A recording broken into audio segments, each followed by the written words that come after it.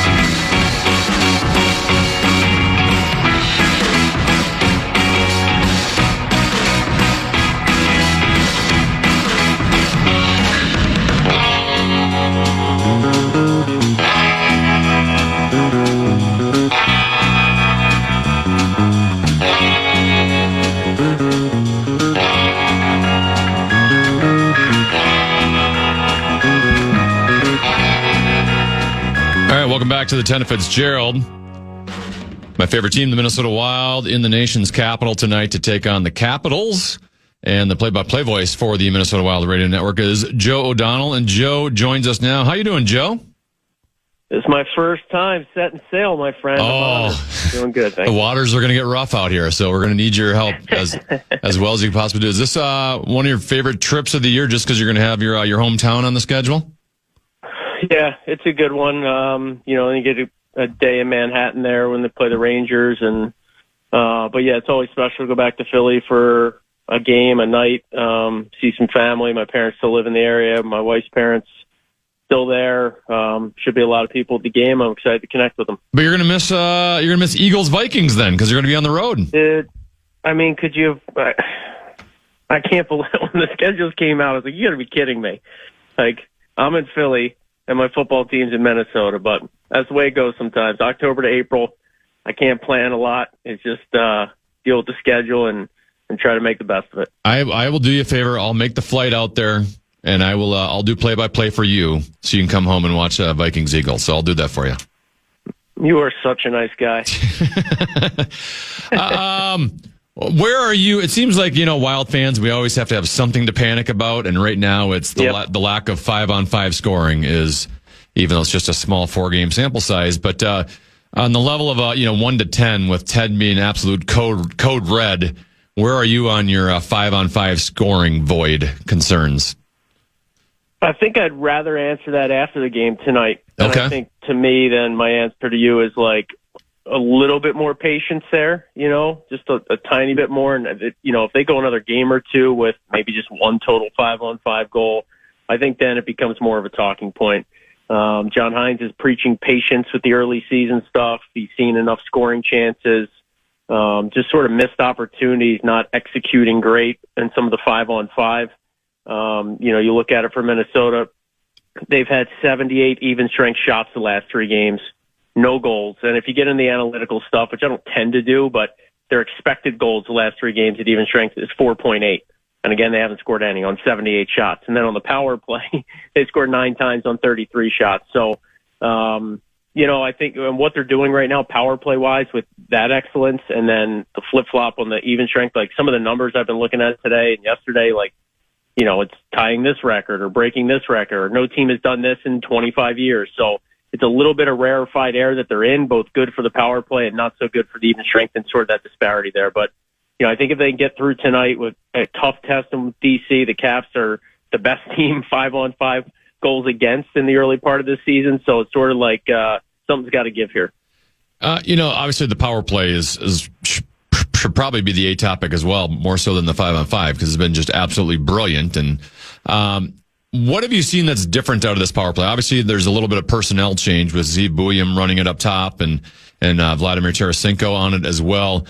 It does appear to me, though, Joe, that they are moving guys around and kind of almost giving like Boldy and Kaprizov more freedom to kind of do what they want than maybe we've seen in the past. What have you noticed maybe from an X and O standpoint, or is it just personnel that's been different about the power play this year compared to years past?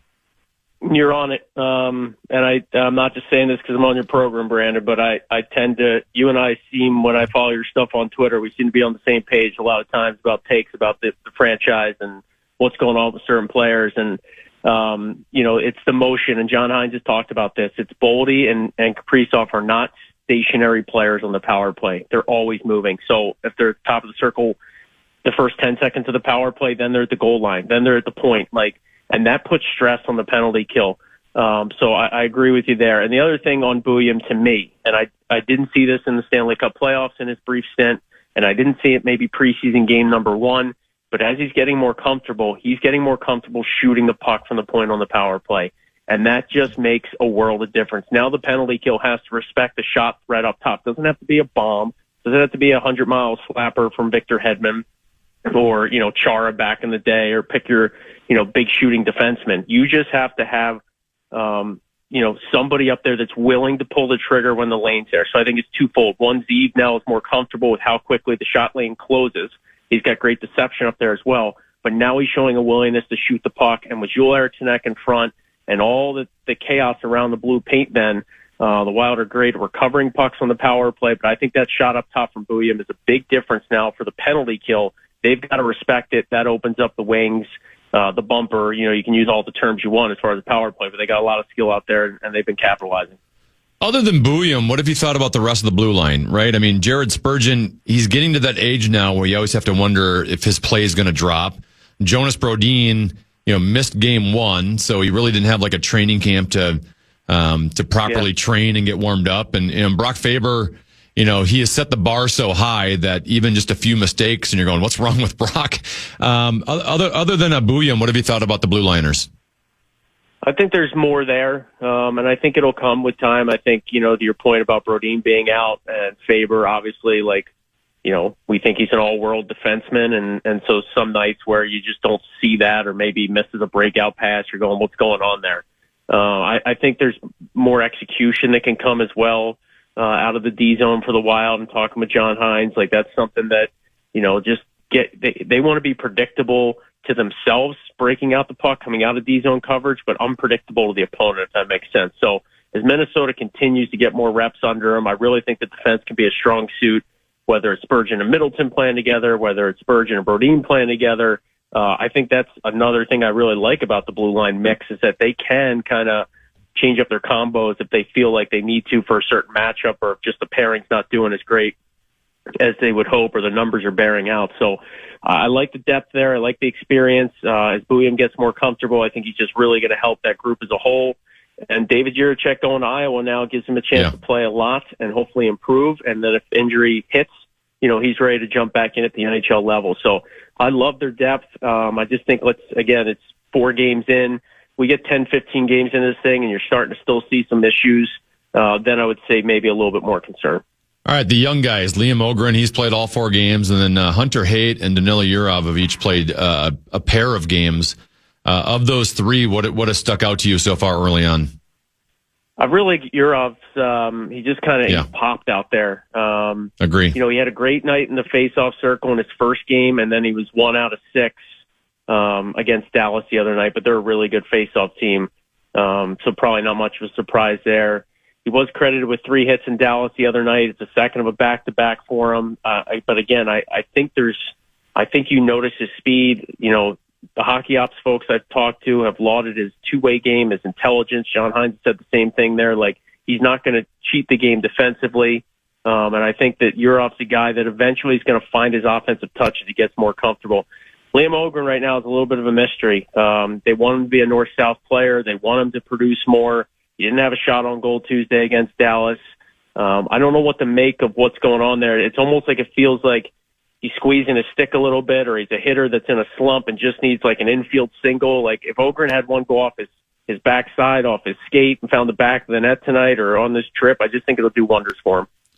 What line combination ultimately, until Zuccarello gets back, do you think is most appropriate for that second line? Because they've already made some changes there. It seems like the fan base is a little annoyed as to some of the moves with Johansson there and Foligno there, and Tarasenko hasn't popped 5-on-5 yet. What do you think is probably ultimately the best combination there until we get Zuccarello back? I think it's with Johansson up there, and Eriksson at center and Tarasenko on the other wing, just because of Johansson's pace. Look, I know that he's sometimes in the crosshair Wild fans. He's been in my crosshairs personally as well at times. Like, Tuesday night, again, no shots on goal. The team finished with 40. Like, he needs to shoot the puck more. It's something that the great Lou Nanne brought up to John Hines today when we had our little broadcaster meeting. And John Hines concurred. Like, they need him to shoot more. He's impactful with his skating, his entries, but he's got to shoot more. He really does. 11 goals in back-to-back years is great, but we know he can score 15 or 20 in a top six role. He just seems to push the pace on that line and gives them an offensive side. He's just got to, again, be willing to shoot the puck. And for Tarasenko, John Hines talked about a couple days off. They were going to show him video clips, some individual stuff. Here's some pockets of the ice where you can be a little bit more of a shooting threat, or here's where you can impact some things in the offensive zone a little bit more. And I asked John Hines today, I said, how did the video session with Vladdy go? And he said it was great. I mean, everything that Hines has said about Tarasenko is that he plays winning hockey. He doesn't cheat the game defensively. He's got the 2 Stanley Cups. Yes, he's 33. Yes, he hasn't scored yet, and he's kind of been a power play assist merchant so far for the Wild, but he's got a great attitude about him. He's a winning player over his track record. And again, I think it's just a little bit more time needed as he gets more comfortable. And maybe the video session yesterday will help with the coaches and just showing them some of his shifts and going, hey, these are some areas where put yourself in this spot. Maybe it'll find the back of the net. Gustafsson getting the start again tonight. I thought against St. Louis in the opener, that was one of the best games I've seen him play. He just looks calm and steady the entire time. Returns to home, gives up 6 against the Blue Jackets. He gives up 3 in Dallas, and kind of, not that they were all on him, but the team got in a hole right away in Dallas and had that uphill climb. Your thoughts on Gustafsson through 3, and even I'm assuming we'll see Wallstedt tomorrow night. Yeah, that would be the plan. Wallstedt gets the nod in Philly.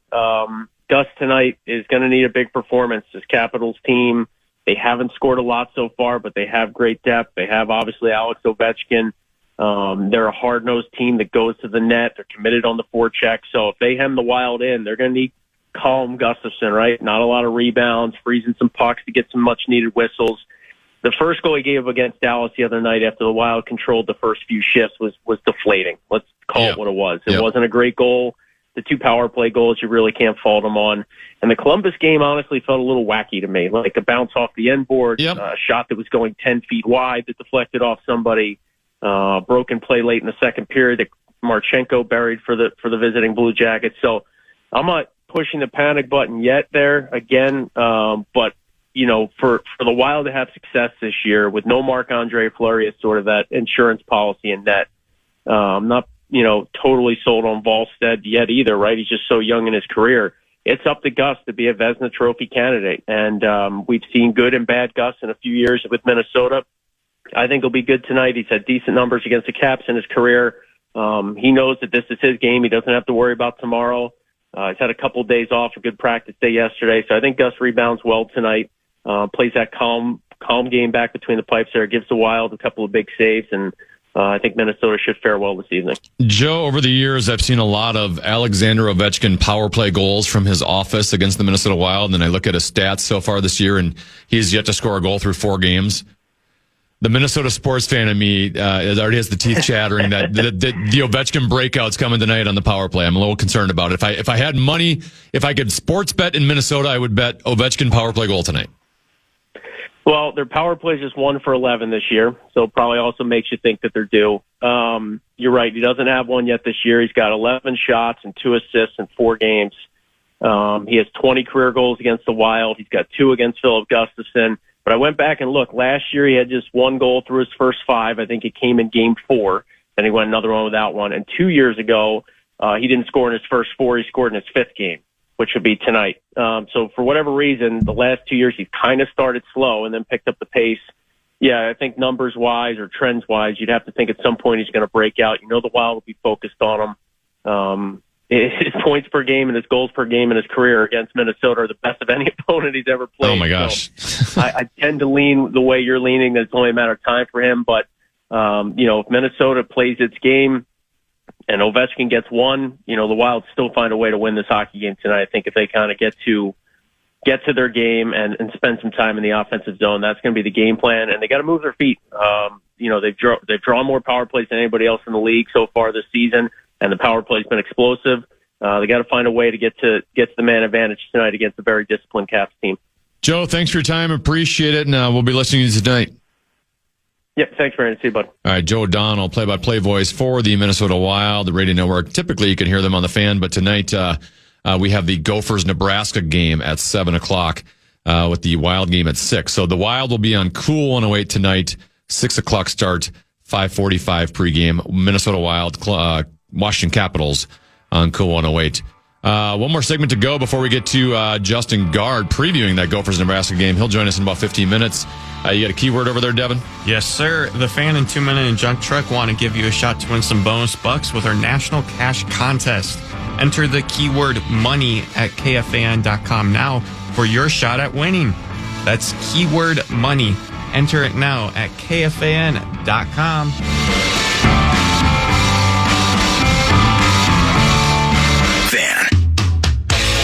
It's actually time to be the Lieutenant Fitzgerald in for the common man. He'll be back on Monday. Vikings versus Eagles. KOC is talking to the media right now. I have a feeling we're going to get some clarity on the quarterback position. Statuses for the game. The only player that will be out this week is Andrew Van Ginkel. Everyone else will either be questionable. Tyler Batty and Blake Cashman more so procedurally, just with the roster mechanics that will likely take place over the next 24 hours or so. Ty Ingram, Dawkins, Juergens, J.J. McCarthy, and Brian O'Neill will all be questionable. Everyone else will go in without a designation. Carson Wentz will start the football game. Thought he's had a good week of practice, as well as J.J. McCarthy. I was really proud of the work he put in, as he kind of continues to push through the later stages of this rehab. Feel good about him being available, but he will be the emergency third quarterback. We went into the last game with two and didn't quite feel like that was the smartest thing to do, and feel good about where he'd be at if he had to play in that third quarterback capacity. So Max will back up Carson Wentz. Cannot wait to get to U.S. Bank Stadium. I know our team is so darn excited to get an opportunity in front of our fans, expecting our great home environment on Sunday against a really good football team coming in. And we've been working on a lot of things, continually chasing improvement, doing some of the things better that we need to, and also continuing to build, the picture of what this team looks like as we're able to get some guys, hopefully returning back here, not only this game, but in the very near future as well. Sounds like you expect Blake and Tyler to both be good to go then, but they'll just be listed questionable because of the... Yeah, it's more procedural than anything until we can get them onto the roster. I believe we're at 51 right now, so we don't need to do anything more than to put them on the 53-man roster. Will Blake Brandel start at center? Yes. Yeah, excited about where he's at. Juergens is, as one of those questionable guys. Want to see how he feels after today, and then we'll see as far as what the group of 8 looks like for the game as we get a little closer after today. Often come up, but JJ as the emergency third, you must feel comfortable enough about his progress that if he has to play. Yeah, I think as opposed to maybe having to designate and list a running back or a receiver, if we get into that situation, I feel comfortable enough, in what would be considered that kind of emergency capacity to be able to, call some. I feel good after watching him practice about some of the things that give him some problems at this point, but at the same time, some of the things he feels really good about from a movement standpoint, whether it's in the run game or the pass game, some of the things he's feels good about, and him and I will go through a lot of those things. And he got a ton of reps this week, both with the first group and also with getting some real good reps, with that look team of feeling the rush of Grenard and Turner and Hargrave and Allen, and really working on some things that are really starting to come to fruition. So I was proud of the way he attacked the week, and I know he knows he's not quite all the way there yet. He's progressing in a really good way. Kevin, Brian talked Tuesday about how momentum comes and goes and how he influences or tries to influence it from the sideline. As an offensive guy, what do you find is the best recipe for you to try and get momentum back as a player? I think when I think back to the times over my entire time here being the head coach, there has been times, and a lot of times it ends up being those close games late, where getting momentum back is going for that drive to get a touchdown late in the game last week. But what I'm challenging our guys to do is just by doing the routine things a little bit more routinely, and what is in that bucket of routine things, if we can grow that and with consistency amongst more guys in all three phases, I think we're going to see momentum be a little bit more attainable, and then hopefully holdable. And then what we did so well a year ago, that Flo has been so big and impactful for, and his players have been capturing the momentum when it's been lost by turning the ball over, getting an opportunity at the ball, punching out the ball, led the league in interceptions a year ago. Like, those plays help you even in a game where momentum can be the ebbs and flows and it goes back and forth. One third down stop for them, and then all of a sudden, do we get the execution on our punt to not give our defense a short field? And even if all things happen and we don't get that execution on the punt, our defense goes out there and either gets a stop or forces a turnover. Offensively, we got to do the same.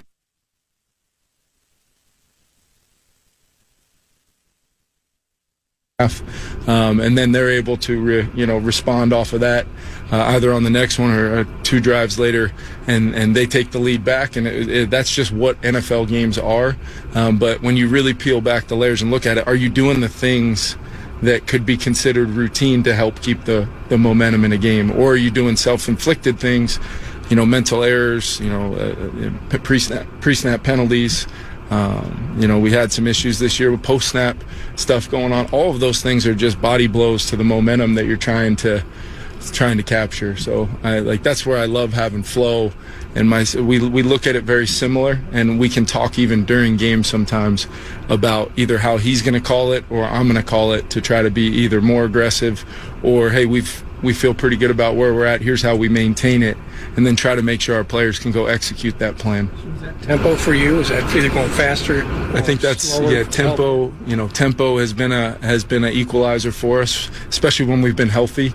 When we're we've got our 11 guys on offense that are totally sequenced up, and then you can just speed up the pre-snap of the game and get more plays off that way. I think that's a great example, Mark. And other ways would be some of the explosives. I think an explosive on a drive, you guys can look up the data on it, can not only flip the feel of a game, but it can give you greater odds and chances to go put the ball in the end zone.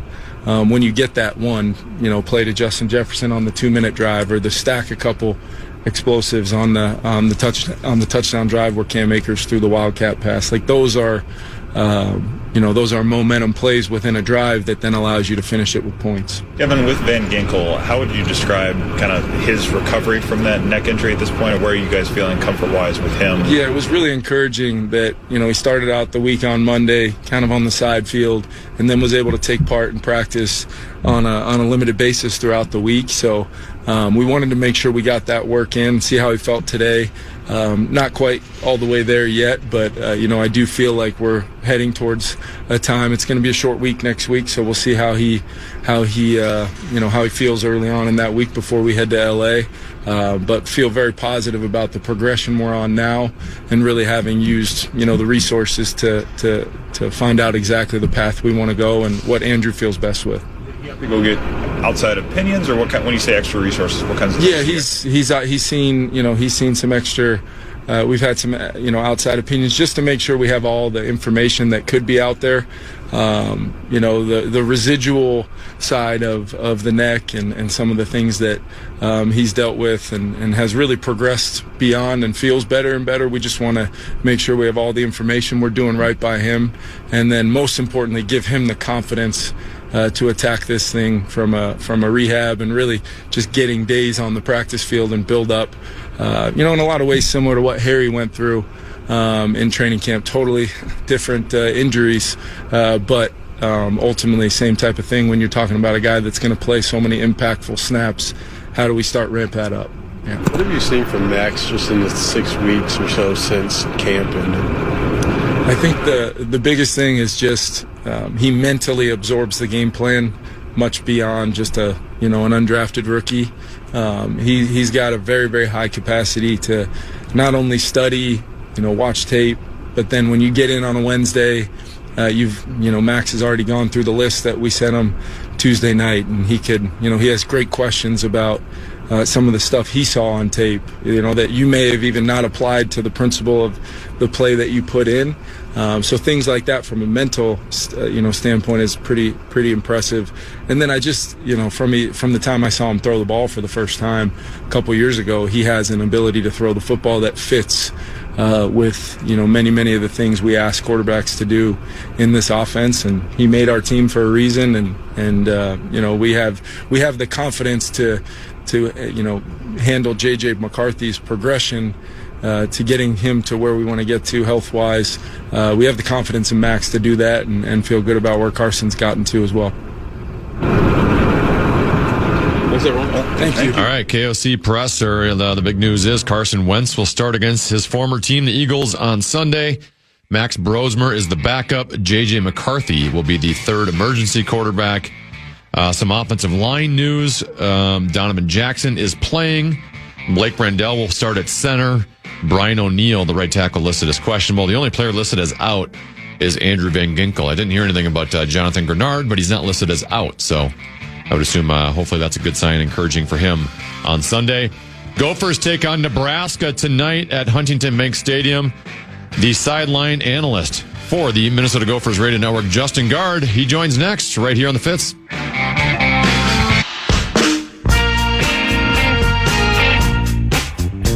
The reason the Wild are on Cool 108 tonight is because the Gopher football team playing a little Friday Night Lights versus the number 25 ranked team in the nation. That would be the Nebraska Cornhuskers. And you can hear that game tonight right here on the Fan. And we're now joined by the sideline analyst for the Gophers Radio Network, Justin Gaard. Hello, JG. What's going on? How we doing? How's the Fitzgerald running today? What's life like a couple hours at the stadium? Isn't it just the best ever? Just have like that silence, like the quiet, the anticipation leading up to the game? Yeah, being one of about, 15 people right now in the stadium, just looking around. I'm in the press box right now. They're doing some maintenance to the field turf. Looks like the headphones guys are down there getting set up. The injury tent's getting set up. It's perfect. Yeah, it's my favorite. I mentioned earlier how much I miss the PJ Fleck Scott Frost rivalry now that Matt Rule has taken over at Nebraska.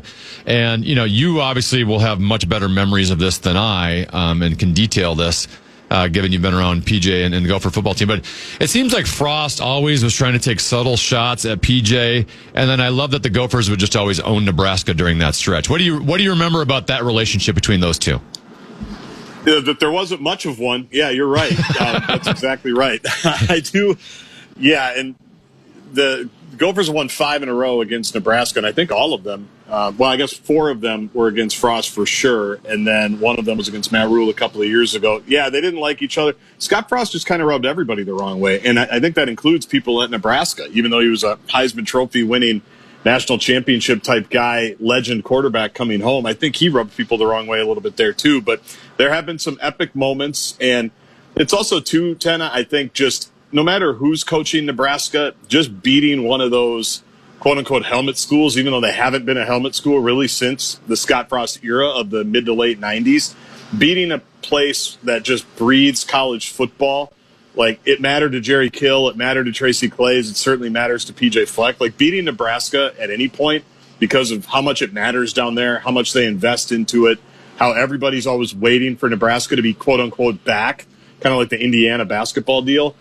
I think it always adds a little bit to people that aren't coaching there or that are coaching against them. So I know PJ and Matt Rule are pretty tight. They're much more amicable than Scott Frost was, but yeah, there were some great moments in that rivalry for sure that upped the PJ Fleck intensity, which is always at like a 12, as we all know. Well, maybe they're ascending to becoming a helmet school again because they're now in the top 25. I wanted to ask you about Rule specifically. What are your thoughts on him as a coach, how he's turned that program around, and what are your thoughts? Second part, follow-up, Rumors to Penn State. Any validity to it? I'm sure that they're looking at him because he's a really good coach, and he's he went to school there, he coached there, he was a GA. Glenn Mason just talked about. He was a graduate assistant on one of the teams that the Gophers actually beat in the Glenn Mason era. So it's a place that's super special to him. He's tight with the current athletic director, who is his athletic director at Temple. So that's going to be a thing until it's not. And we just saw even Curt Cignetti, the Indiana coach, get another contract extension yesterday because I'm sure Penn State was going to be sniffing around him too. So it's going to be a thing until it's not. I honestly would be surprised if he left. I just don't think he's been in Nebraska long enough. And I think, I just don't think he's that kind of guy that's just going to jump, even if it is for his alma mater. Nothing would surprise me in college football, quite honestly, but I think he's a great coach. I thought when they hired him 3 years ago, it was a perfect hire. He spent time in the NFL with Carolina, obviously, but to me, he just doesn't feel like an NFL coach. He is more of the, teaching, educating, leading, inspiring young men type of deal. I'm not saying that he's not good on X's and O's, but if you just watch the videos that all these teams put out now, how he kind of leads the program is right up my alley for sure. I love how he goes about his business. And so I think he's a great coach. I think he's going to be in Nebraska for a while. And I've even said, if he isn't the one that can bring Nebraska, not back to where they were in the 90s, because I don't think that's realistic, but in the college football playoff mix, consistently, top quarter of the Big Ten consistently, that should be reasonable for them. If he can't do it, I don't know who can, because they've tried a lot of people, and I think he's that good. All right, Cornhuskers quarterback Dylan Raiola, the sophomore. The stats look nice, right? 73% completion percentage, 16 touchdown passes to 5 INTs. Now, that being said, he doesn't throw the ball downfield very much. Average depth of target, second lowest among Big Ten quarterbacks, and he takes a lot of sacks. How do you evaluate? I know you're not watching every Nebraska game, but from what you've seen, how do you evaluate Raiola and where he's at? Yeah, I think you just nailed all the important parts. You're a great football mind. Thank you. That was kind of surprising to me. I have watched quite a bit of them. And you didn't even feed me that ahead of time like we've done in the past. I did not. Nobody has written out the questions for you today. You were writing out all of your own questions. Yeah. But, yeah, so Dana Holgerson, a former head coach, is now their offensive coordinator. He came in about a year ago last year. You can tell, he knows what Dylan's good at. He knows that they have really good wide receivers. They've got 4 wide receivers, Tenna, that have 20 catches or more. The Gophers only have 1, Lemeke Brockington, and they actually have a 5th that has 19 receptions. So it's equal opportunity offense. The ball gets spread around. It's what the Gophers do as well, like they have with Max Brosmer, and now they're doing that with Drake Lindsey. But these guys do that at a completely different level. And not only do they spread it around, but a lot of those yards you're talking about, to answer about Raiola, is they're short completions, and then the receivers do a lot of the work. They scheme up a lot of really nice things. They've got 4 or 5 guys that can make you miss in open space. Nebraska's wide receivers have over 1,000 yards after the catch this season. So Raiola has 1,600 passing yards. 1,000 of them He's a system quarterback is what you're saying. I'm saying he's running their system really, really well. I think he's better than that. I think he's a 5-star guy for sure. I mean, he was a 5-star guy. He was, recruited to, Georgia. He committed to all these different places. Now he's here in Lincoln. He's good. But they're not asking him to do a lot. You're right. They're asking him to just kind of to run it. Now, and that's not a criticism. He's running it at a really high level. But he also does get sacked a lot. And that's what I'm interested to see tonight, Tenna. There's a couple of odd weakness matchups that I'm going to try to figure out, whose weakness kind of shores up is going to be who wins this game. And the Gophers have not been able to get consistent pressure all season long. They've been around the quarterback a lot. They were around the quarterback a lot last week. They couldn't sack Purdue.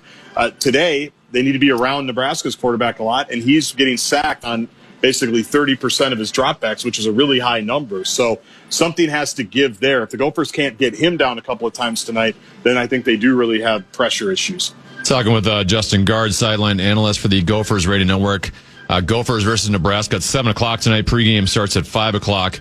You mentioned the quarterback and all the wide receivers. The running back seems to be pretty good, too. Emmett Johnson, he's second in the Big Ten in rushing yards and in missed tackles forced, coming off a pretty darn good game against Maryland where he ran for 177 yards. He's one of us, Justin, so if he has a big game tonight, your mentions are going to be crazy on Twitter. Well, they already have been this week. Oh, have they? They okay. already have been this week. Yeah, before the game even starts, because it's an obvious one. And, you're simply put, you're going to miss guys. Like that's just the way of the world. When you're recruiting 25 guys every single year, you're going to recruit guys or miss guys. I would also say I don't think the Gophers have had a ton of issues recruiting running backs, right, since Glenn Mason got here. So, yeah, you'd like to have him, of course. A late bloomer from Holy Angels. Didn't really have anything going recruiting-wise until Nebraska offered him, I think, right before signing day. It was really his first big offer. He committed. Then he even had to wait his turn here. He's been in the program for multiple years now and actually went into the portal this last offseason. Ended up coming back to Nebraska. Guessing that's the Kirill Kaprizov, quiet holdout. I'm guessing he got a little bit more money to stay, and he's been terrific. He's been awesome. And he, like you mentioned, he makes guys miss. And that's been another weakness of this Gopher defense is they have been missing tackles at an alarming rate in Big Ten play against Power 4 competition, if you want to include Cal in there as well. So they have to find a way to wrap him up. They have to find a way to bring him down. And Blake Cashman for the Vikings had a pretty interesting comment talking about the Vikings run defense this week. I thought that they're kind of bleeding extra yards where you might tackle a guy, he's gone for 3 yards, you tackle him, but then he drags you for 3 more. Instead of a 3-yard gain, it's 6, and it's 2nd and 4 instead of 2nd and 6. And all of that stuff adds up. He was talking about the Vikings, but that's been the case with the Gophers as well. It was certainly the case last week against Purdue with their running back, Devin Mockabee. You'd have him wrapped up, 3, 4, 5 yards into the run, and all of a sudden he's dragged you for another 5 or 10. So, yeah, Emmett Johnson's been great. He's finally gotten his opportunity there. It's taken him some time in Lincoln to get that, but he's making the most of it. I'm not sure you're at Huntington Bank Stadium. It kind of sounds like you're at like an all-inclusive resort in Cancun, like you're poolside right now. Got really? Jams going in the background. Ambient sound? Is that what that is? Oh, yeah, that's the Learfield music. That's the unmistakable Learfield music that lets you know we're connected. Got it. I couldn't really hear exactly what it was in the background. You mentioned the Gophers, and historically they've been pretty good at finding running backs. It's been weird to see them not excel at that this year. Right now, they're 115th nationally in rushing yards per game.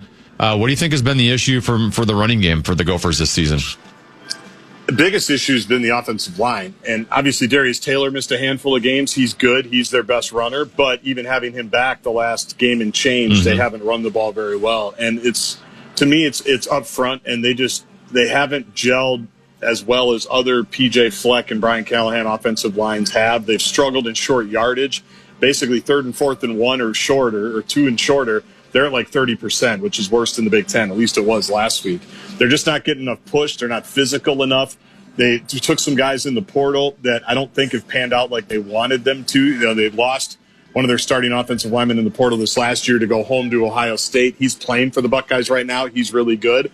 And they just weren't able to replace him at that same level. So I know my buddy Ryan Burns, when he joins me on the pregame about 3 hours from now, is going to talk about how he just wants to see something different. He wants to see different bodies. He wants to see different options. They've switched guys along the offensive line, but it's been pretty much the same 5 all season long, and they just haven't been able to find the right mix. Tonight would be a night. I mentioned the weakness versus weakness. Nebraska is allowing over 5 yards a carry on the ground defensively. They're much better. They've been much better as a passing defense as opposed to a rushing defense. So you'd like to think you can fix your own issues and use their issues against them a little bit to at least run the ball enough, because you don't have to run the ball a ton when you have a quarterback like Drake Lindsey who's playing at a really high level, but you're making it really hard on yourself when you can't run the ball at all, and that has been a surprising problem. You mentioned the passing attack for the Gophers. Drake Lindsey, you've now seen 6 games of him. I think he's been pretty solid. From what you've seen of him through 6, where do you think he's going to end up in his career trajectory in terms of, let's compare him to like recent quarterbacks, right? Like a Max Brosmer or Tanner Morgan. Where do you think he's going to end up in comparison to those two?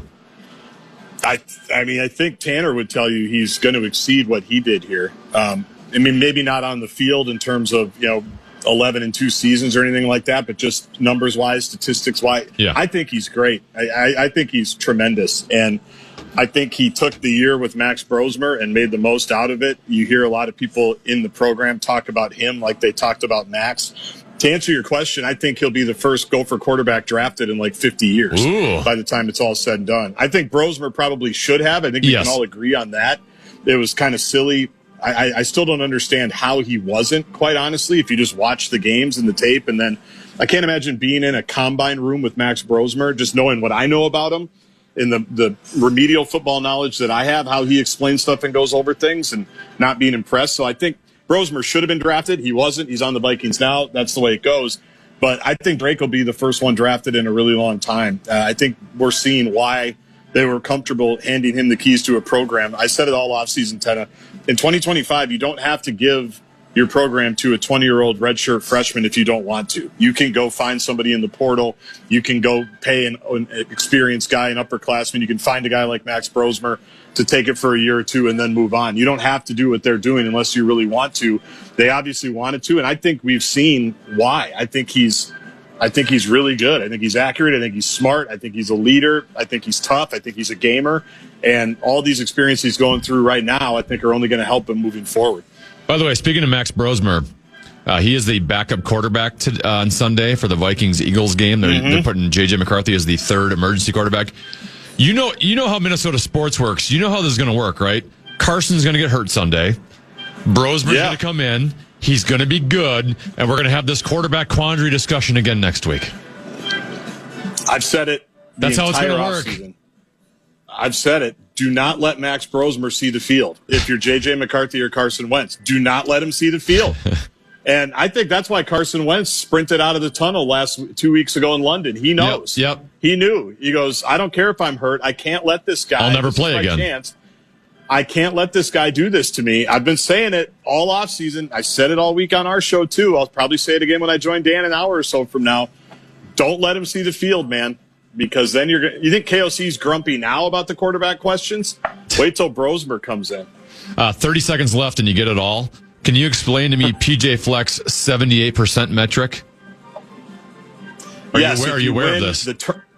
Of course. Absolutely. Yeah. He has three categories that are conducive to winning.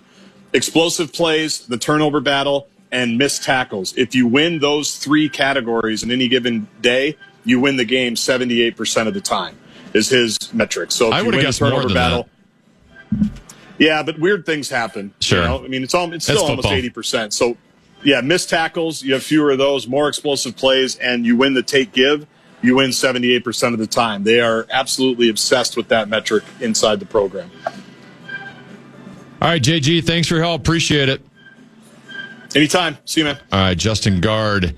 He is going to be broadcasting from Huntington Bank Stadium tonight as your Minnesota Golden Gophers are going to take on the Nebraska Cornhuskers. 7 o'clock start, pregame at 5. It sounds like he's also going to join Barrero about an hour from now, so you can get more Gopher discussion with JG previewing that game about an hour from now with Dan Barrero. And because the Gophers are playing on the Fan, the Minnesota Wild will take on the Washington Capitals. You'll hear that one on Cool 108 tonight. That's a 6 o'clock start pregame with Kevin Fallness at 5:45. So FM 107.9. Also, I think the Wolves have a preseason game tonight. As always, you can listen to Timberwolves basketball on the iHeartRadio app. You got to do the Wolves channel. You can put the Wolves channel and the KFAN channel as a preset on your iHeartRadio app. I would highly recommend it. Devin, thanks for your help today. Really appreciate it. Yeah, thanks for having me. Thanks to Pete Bursich. He joined at 12:30. That's podcastable. Lil B came in studio for an hour. Joe O'Donnell previewed Wild Capitals. And then we just had Justin Gaard in. So after the show's over, you can podcast any of that on the iHeartRadio app. Thank you so much for listening to the Tenna Fitzgerald, the common man, Dan Cole. He will be back on Monday. Mark Rosen will be back again next week, starting on Tuesday as well. Thank you so much for listening. Have a great weekend. It's been a good day.